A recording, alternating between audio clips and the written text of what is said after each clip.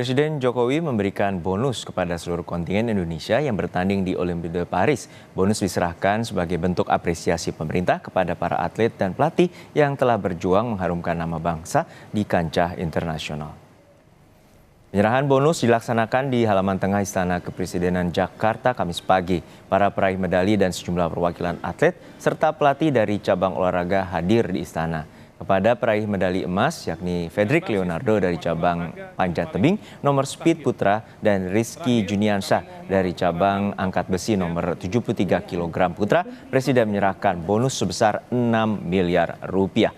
Sementara peraih medali perunggu Gregoria Mariska Tunjung dari cabang olahraga bulu tangkis nomor tunggal putri mendapatkan bonus senilai 1,65 miliar rupiah. Selain peraih medali, seluruh kontingen yang juga bertarung di Olimpiade turut mendapatkan apresiasi dari pemerintah senilai 250 juta rupiah. Perwakilan pelatih Hendra Basir, pelatih panjat tebing menerima. Pertama-tama saya ingin menyampaikan ucapan terima kasih dan penghargaan yang setinggi-tingginya atas nama bangsa dan rakyat Indonesia pada para atlet yang telah berjuang keras di Olimpiade Paris tahun 2024 dan memberikan kebanggaan yang luar biasa bagi bangsa, negara, dan rakyat Indonesia. Keberhasilan Fedrik Leonardo meraih medali emas di cabang panjat tebing nomor speed putra, kemudian Rizky Juniansah meraih medali emas di cabang angkat besi nomor 73 kg putra, serta Gregoria Mariska Tunjung meraih medali perunggu di cabang olahraga bulu tangkis tunggal putri. Ini membangkitkan optimisme, membangkitkan harapan para atlet Indonesia lainnya untuk berlomba-lomba mencetak prestasi yang lebih baik di event-event internasional lainnya. Sebagai bentuk apresiasi atas prestasi yang membanggakan ini, pemerintah telah menyiapkan bonus sebesar 6 miliar untuk peraih medali emas. 1,65 miliar untuk peraih medali perunggu.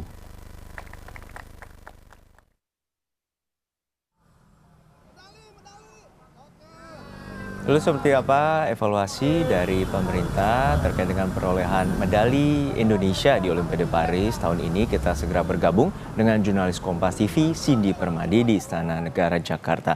Cindy, dengan perolehan medali di Olimpiade Paris dibandingkan dengan Olimpiade Tokyo 2020 lalu, Indonesia saat ini meraih 3 medali dan dulu di Tokyo 5 medali. Lalu seperti apa pemerintah juga mengevaluasi peraihan dari medali dan juga target langkah pembinaan atlet Indonesia terutama untuk jangka panjang? Ya, Juno, selamat siang. Yang disoroti juga tentu perlu diapresiasi adalah bagaimana di Olimpiade Paris 2024 atlet Indonesia berhasil meraih 2 medali emas. Ini menjadi kali pertama sejak 32 tahun lalu di Olimpiade Barcelona 1992. Itu adalah kali terakhir Indonesia bisa meraih 2 medali emas dalam satu episode Olimpiade. Dan terjadi lagi pada hari ini, sehingga itu juga perlu diapresiasi. Sekaligus juga Presiden Joko Widodo sempat menyebutkan bahwa raihan medali yang dicapai oleh kontingen Indonesia di Olimpiade Paris 2024, 2 medali emas dan juga 1 medali perunggu ini menjadi kado bagi hari ulang tahun RI ke-79. Nah, karena ini menjadi raihan yang tentu patut dibanggakan dan juga disyukuri, ini menjadi alasan mengapa kemudian pada hari ini pemerintah memberikan apresiasi berupa bonus kepada seluruh kontingen.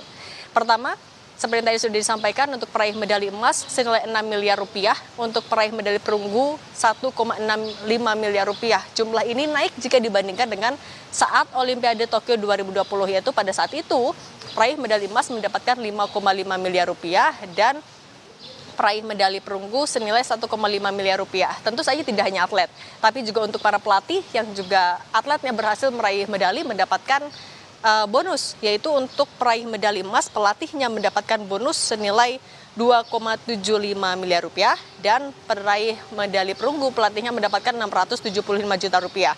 Tapi dipastikan lagi seluruh kontingen lainnya meskipun tidak mendapatkan medali tetap mendapatkan apresiasi dari pemerintah berupa bonus senilai 250 juta rupiah. Ini tetap diberikan dalam bentuk atau sebagai bentuk apresiasi karena diketahui atau Presiden Joko Widodo juga sangat menyadari bahwa untuk lolos ke Olimpiade ini bukanlah hal yang instan. Ada proses panjang di sana dari kerja keras pelatih, kerja keras tim, kemudian juga mulai dari identifikasi bakat, pelatihan jangka panjang dan keberlanjutan. Bahkan juga yang diapresiasi oleh Menpora Dito Aryo Tejo tadi adalah bagaimana di Olimpiade Paris 2024 ini Indonesia bisa meraih medali emas misalnya di cabang olahraga panjat tebing yang baru pertama kali ditandingkan.